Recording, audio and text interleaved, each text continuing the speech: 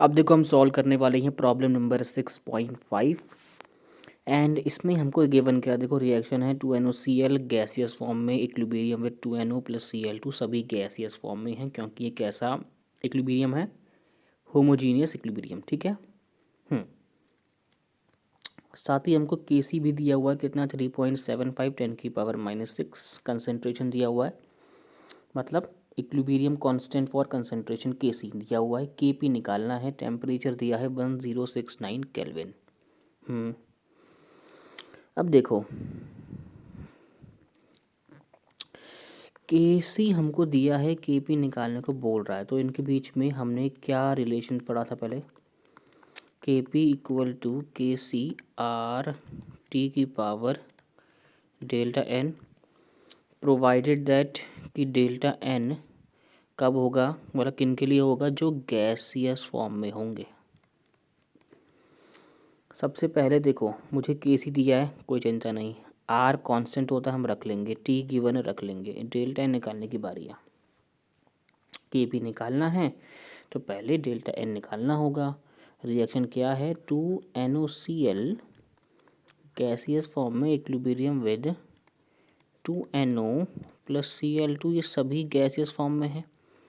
और delta n निकलता कैसे है, number of moles of product minus number of moles of reactant. कब, सभी गैसियस फॉर्म में, तो number of moles of product यानी कि 2NO और Cl2, इनके नंबर ऑफ मोल देखने हैं। मोल वो हैं जो कि इनके आगे से लिखे हुए हैं, यानी कि इनके स्टोइचियोमेट्रिक कोएफिशिएंट। फिलहाल देखो NO के आगे 2 लिखा है और Cl2 के आगे 1 लिखा है, यानी कि number of moles of product कितने हो गए, 2 + 1। माइनस करना है number of mole of reactant. Number of mole of reactant कितना, देखो 2NOCl है, यानी कि इसके कितना रिएक्टेंट के कितने मोल हैं, 2। कितना जाएगा, आंसर बना जाएगा। यहाँ पे किसी को दिक्कत नहीं, बढ़िया। डेल्टा n तो निकाल दिया, R रखना है, T रखना है, Kc रखना है, आंसर आ जाना है, ख़त्म कहानी, कर देते ख़त्म कहानी। Kp = कितना आ गया यहाँ पे, Kc कितना है 3.75 इंटू 10 की पावर कितना -6। अब देखो R के लिए थोड़ा सा एक बार जान लो क्या बोलना चाह रहा हूँ मैं। R जो होता है ना, वो होता है आपका गैस कांस्टेंट। क्लियर, ठीक है। अब ना ये गैस कांस्टेंट डिपेंड करता है आप प्रेशर किस टर्म पे ले रहे हो, क्योंकि PV = nRT, यहीं से इसकी क्या डिसाइड होगी, यूनिट डिसाइड होगी। अगर प्रेशर आपने बार में लिया, वॉल्यूम लिया लीटर में, n क्या होते हैं, तो मोल होते हैं, R की तो निकालनी है, टेम्परेचर लेते हैं हमेशा केल्विन में, तो मोल केल्विन जाएगा नीचे, बार लीटर अपॉन क्या, मोल और केल्विन। तो कहने का मतलब जो R है गैस कांस्टेंट है, उसकी यूनिट क्या बन जाएगी, बार लीटर पर मोल, क्या, पर मोल पर केल्विन। ठीक है, तो ये क्या बन गई आपकी गैस कांस्टेंट की SI यूनिट, कब, जब प्रेशर बार में लिया है।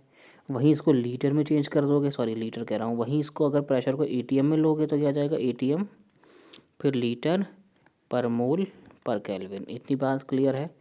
फ़िलहाल हमको लेना है बार वाला चीज़, और बार के लिए वैल्यू क्या होती है इसकी, इसके लिए वैल्यू होती है कितनी, 0.0831, ये रखनी है वैल्यू हमको। क्लियर है, चलो फिर मुद्दे पे आते हैं। यहाँ थे हम Kc रख दिया, फिर क्या था, RT की पावर डेल्टा n, R कितना है 0.0831, टेम्परेचर कितना है अपना 1069 की होल पावर कितना आ गया 1, कितना आ गया यहाँ पे होल पावर 1। अब देखो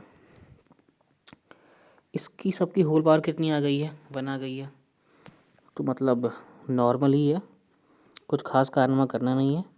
Kp = कितना आ जाएगा बोलो ज़रा, 3.75 10 की पावर -6, छोड़ दो ऐसे ही, और कुछ 10 की पावर में है भी नहीं तो उसको तो कुछ करेंगे भी नहीं, बस डिवाइड करना है। अप्रॉक्सीमेटली 0.0831 को ना लेके कितना लेंगे, 0.08 ही लेंगे अपनी उसके हिसाब से, ठीक है, कैलिबर के हिसाब से, और 1069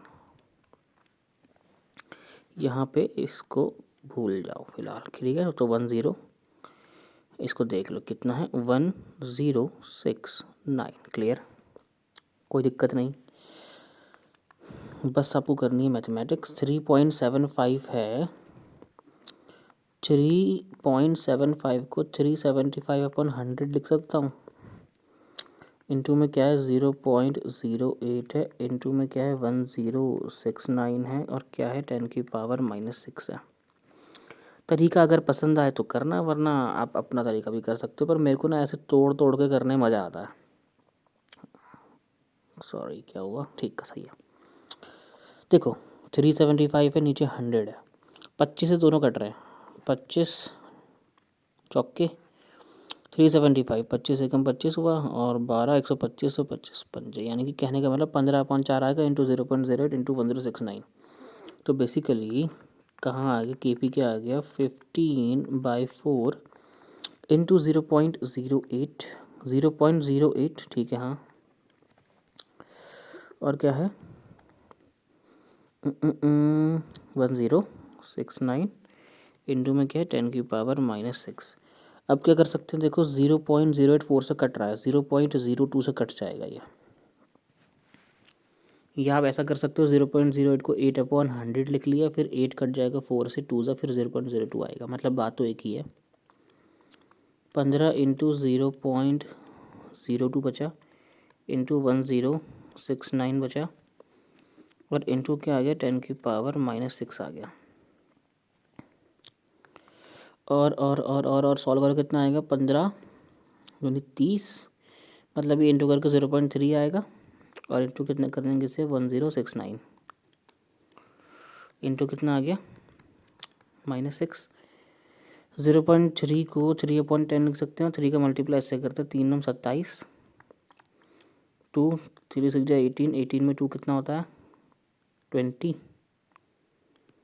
सही करो ना 27 27 का 2 आ गया, सही है। 2 पर कैरी 3 0 2, और 3 1 3 आ गया,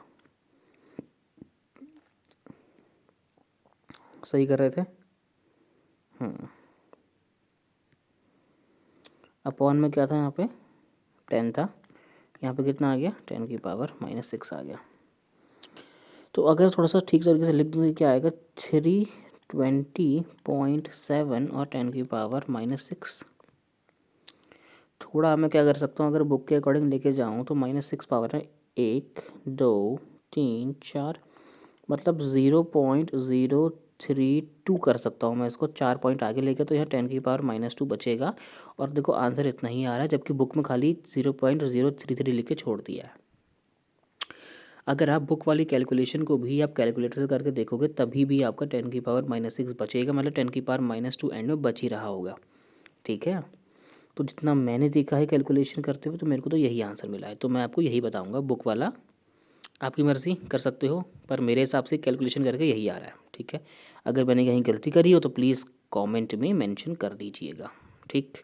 बाकी उम्मीद करता हूँ कि आपको समझ में आ गया होगा। एक बार फ्लो देख लो, हमको के सी दिया था, के पी निकालना था, रिलेशन यूज़ कर लिया, के P equal to K C R T की power delta N. Delta N निकालना सबको आ गया था, product number of moles of product minus number of moles of reactant in gaseous form, सभी गैस में थे, माइनस कर दिया, डेल्टा एन का वैल्यू 1 आ गया। आर गैस कांस्टेंट है, उसका वैल्यू यहाँ पे 0.0831 रखा जाता है। टेम्परेचर 1069 गिवन था, के सी भी गिवन था, सॉल्व किया, आंसर 0.032 समथिंग आया, बुक में 0.033 समथिंग है शायद से, ठीक है। तो अप्रॉक्सीमेटली उतना आ सकता है। बाकी उम्मीद करता हूँ कि आपको समझ में आ गया होगा।